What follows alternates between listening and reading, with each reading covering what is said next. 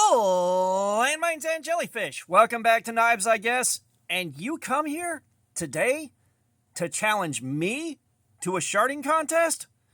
You've already lost 2 in a row.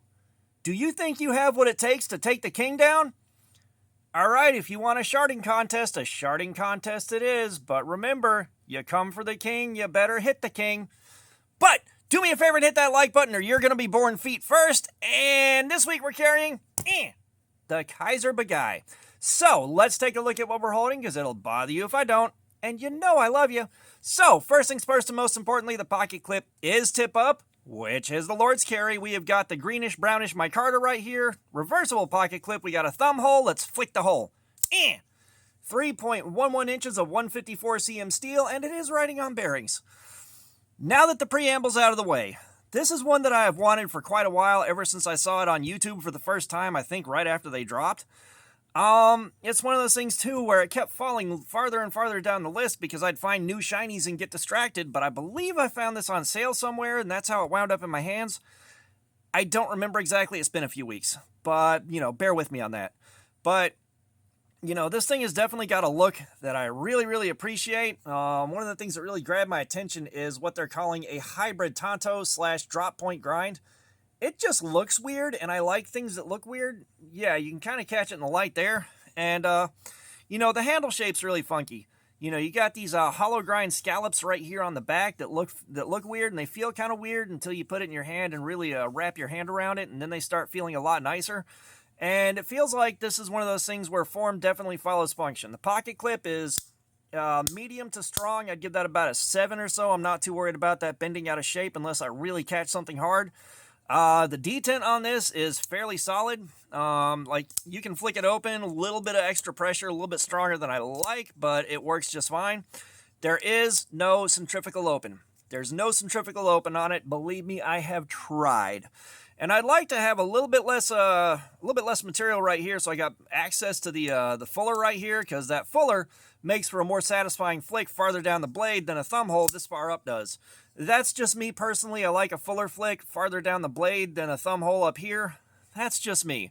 And of course, a thumb hole that went down this far would look really gas station-y, so you don't want that, but I like getting in there and flicking off a fuller. Now, I was on Blade HQ's website, and they said Bugai is strong guy in Russian. Now, that follows Kaiser's naming convention pretty closely, so I wouldn't be surprised if that's the truth. But, one of you is going to know more than I do about it and know what the literal translation is, and it may be spot on. But, I have been looking forward to this one since it came in. I went ahead and circumvented having you guys vote on it because I wanted to carry this one. Especially after as difficult as the last knife was to carry for a solid week, this feels like it's going to be a really good week. Now let's take a look at our edge and see where it's sitting because, Kaiser can do a decent factory edge. And that is a nice clean cut. That is a very nice cut.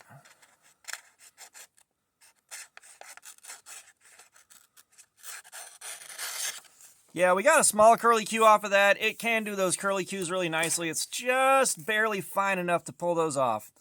But let's check the edge sharpness tester. Let's see how she's doing. And of course, the way this works is it measures the number of grams of force it takes to cut through the wire on this calibrated test clip. And this is something you guys provided through your channel memberships, your super chat donations, what have you. So thank you for that. But everyone stand back. I'm arming the boy. You were expecting the house explosion, weren't you? But let's see. So we got a 221 on that. That lines up really well with the cuts that we're seeing. It felt like it might be a little bit finer of an edge. Of course, the tester's not like the most scientifically precise thing on the planet. It can't be by the nature of the way it's built and its existence. But, and there is some discussion about it online, so I've added this disclaimer, but it does give you a good ballpark idea of what's happening with your edge, and it's a good way to quantify something that's really hard to show on camera outside of something like this. So, this is definitely something that I have been excited about. I've been looking forward to carrying. I like the design. I know Kaiser builds good stuff. The other Kaisers I've owned have not been a disappointment at all. And the 154 cm. We haven't done Cardboard Slayer on 154 cm in a very long time.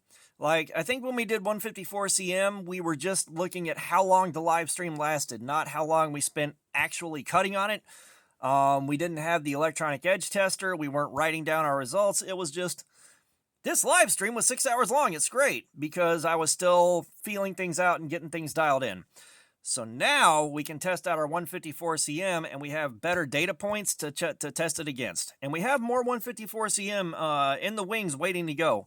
But, you know, I really, really wanted to carry this. And in about a week here, we can see how the 154 cm does. So, you know, that's kind of the overview of this thing. And I am predicting I'm going to have a really good week with it. I'm really going to enjoy carrying it. I'm going to really enjoy using it. I'm probably going to enjoy showing it off. But this is one of those that won't impress non-knife guys, if I had to guess. Showing coworkers is going to be like, hey, I got this cool thing. Aw, you're not really that impressed. So, you know, that's what I'm expecting out of this. And, of course, if I find some shortcomings, we're going to find out in a week here. I will definitely be letting you know about that. I don't see any real shortcomings right out of the gate. I don't. I hope I don't find any because I want this thing to do good. There's a little bit of that desire for it to perform weighed against what actually happens. So, you know, I can't think of a lot else to add about this before I'm holding you guys hostage. So, all that being said, thanks for looking at my crap. Subscribers, you guys are awesome. Y'all keep coming in. I appreciate you so much. If you haven't subscribed, please do. We have got live streams, regular videos. There's plenty of activities. Comments, I love some feedback. Let me know what you think about this thing, or if you have one, let me know how it treats you. And, of course, we are going to plug some products from friends of the channel. Not affiliate links. I don't make money off of them. Just supporting some friends of the channel and some small businesses. Here you go.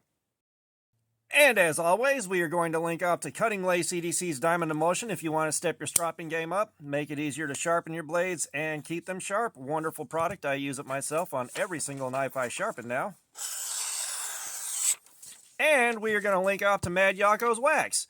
If you want to protect your blades that are prone to corrosion, if you want to darken up the color of your micarta, or take care of a million other things, he is going to be on Blade Bench with his wax. Alright, just supporting some friends of the channel and some small businesses. And all that being said, y'all have a nice day!